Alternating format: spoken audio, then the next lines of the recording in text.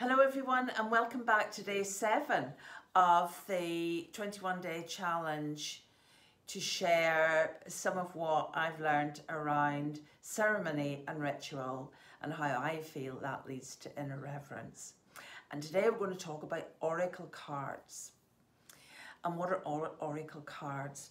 Well, they're a type of card which have illustrations and then descriptions to those illustrations.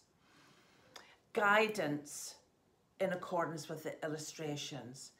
And they're very different to tarot cards, which are much more structured.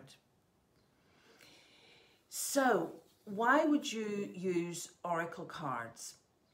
You would use oracle cards to help develop your own inner wisdom, tuition, inner voice, enable you to rely more on your inner voice and inner knowing. So it's something that you can do for fun, but you can also do to develop a practice, maybe even a spiritual practice. Some people just use the cards, pick a card and read what is described. Or some people actually ask for guidance from their spirit guides to help them understand what the card is saying to them. So you use them to develop your own inner understanding, inner wisdom, intuition and knowing. And the more you can do with that, the more you develop your own inner reverence. So how would you use them? Well, you might use them. Each deck has got a different connection and tradition. I have one here that works with the Druid Animal Oracle set. This is a beautiful deck. It's specifically working with animals, but it has this lovely cloth as well that you can lay your cards out on. I then have another one called the medicine cards, and this works with Native American traditions. So the spreads in these cards are very different. You have guidance on the medicine wheel spread, the Sun Lodge spread, etc. So there are different ways of using the cards and these spreads, but each book normally would tell you how to use them.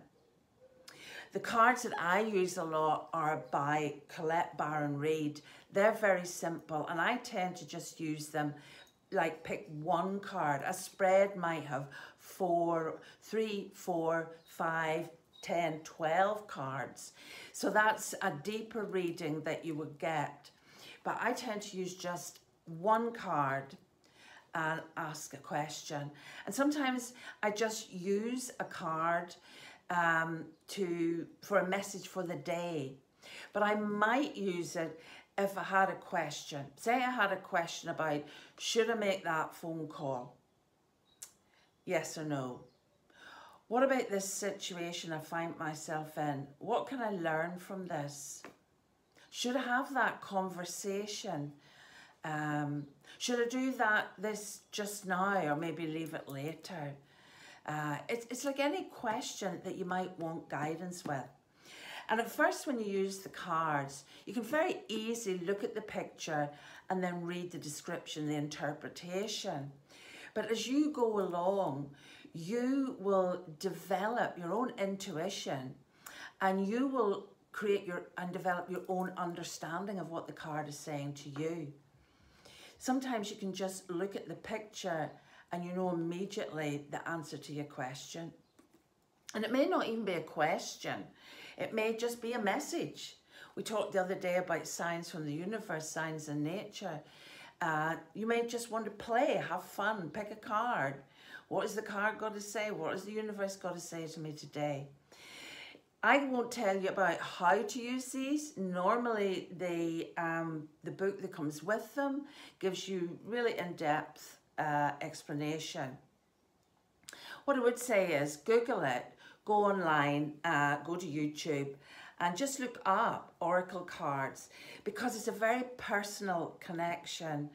The ones that I have are the ones that sort of call to me. So I wouldn't want to recommend any. It's what really appeals to you. What do you like about the deck? How does it feel? Has somebody recommended it? Have you been at somebody's house and you've seen them and thought, oh, I really like those?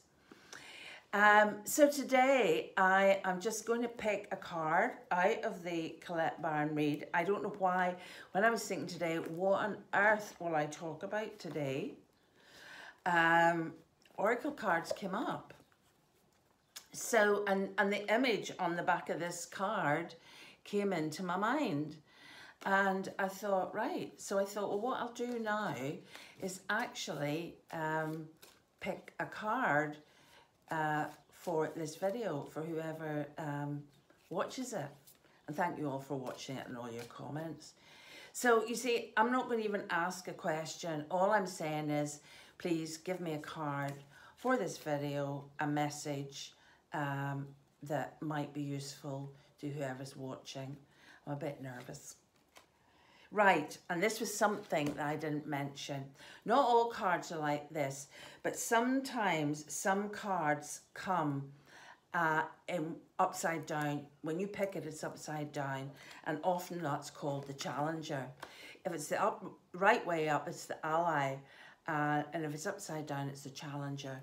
Normally in an oracle deck, there's about 44 cards, and well, obviously there's not normally 44 because this is 46, but it's around that figure. This might be interesting. This might actually be, or in this deck it's 54, so that was completely wrong. So 46, I don't know why I would pick this card, but it's called Coming Apart. I'll show it this way up, okay, and now it's this way up.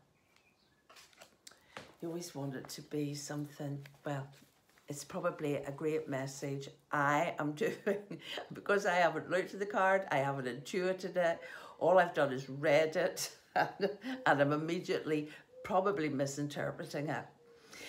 So, so it says, now is the time to take separate paths. So I'm going to go to the reversal, upright or reversal. A situation is unraveling, and your best plans are leading you into a tricky maze. Your challenge is to separate out the elements of this puzzle to get a better perspective on what happened.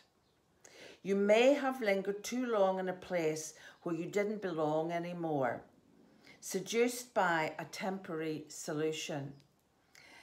As you untangle yourself, it is important to maintain a sense of humour. Don't fret, you will learn something valuable that you'll need later when faced with a more dangerous situation. Breathe and know that you are loved. So, there we go. What you can do, and I might just do it, is if you don't quite understand that card, if it's not resonating, you can say to the deck, could you give me a card that just helps me explain that a wee bit better? Here we go. It's another reversal, and it is Magic Stream, number 18. So there we go, that's it.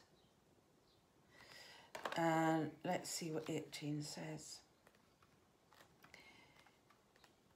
I don't normally do these for other people, and to be honest, it's always better, I think, with somebody as inexperienced as me, that you do it for yourself and you learn how to do it for yourself, because then you learn how to interpret it for you.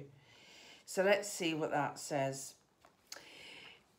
In a reversal position, the Magic Stream card represents swimming against the current. There are times when effort and sheer willpower result in victory and celebration, but this isn't one of them.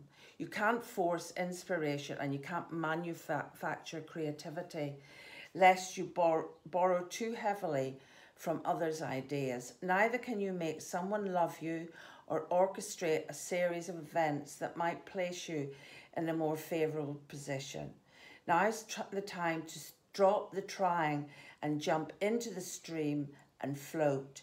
Immerse yourself in the experience of being fully present with whatever is true for the moment. You'll never step in the same river twice anyway. And that does feel like it complements the first one. So it's like an answer to, get the first message then gives you a sort of answer. Just go with the flow. Whatever's happening here, don't force it. Okay, well, I hope that makes sense to you. And I'll see you all tomorrow. And yes, please leave your comments. If you do use an oracle deck, please say how you use it and how you've benefited from it. Anything at all would be grateful. And if you want to share, please share. Okay, take care, everybody. And as I say, see you tomorrow.